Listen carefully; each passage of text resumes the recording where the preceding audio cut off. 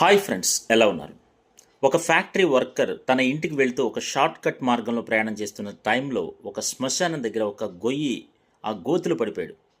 So పడిపోయిన తర్వాత అతను ఎలా అయినా పైకి రావాలని ప్రయత్నం చేస్తున్నాడు, కానీ రాలేకపోతున్నాడు. ఎందుకంటే చాలా ఎత్తు ఉంది అది. సో అతను ప్రయత్నం చేసి చేసి ఒక మూల కూర్చుండిపోయాడు. ఈ లోపల ఒక ఆల్కహాల్ తాగినటువంటి వ్యక్తి కూడా అదే మార్గంలో తాగుతూ బాటిల్ తీసుకుంటూ వస్తూ జారి అందులోనే పడిపోయాడు. సో అతను ఎంతో కష్టపడి ప్రయత్నం చేస్తున్నాడు, ఈ ఆల్కహాల్ మత్తులో ఉన్న వ్యక్తి.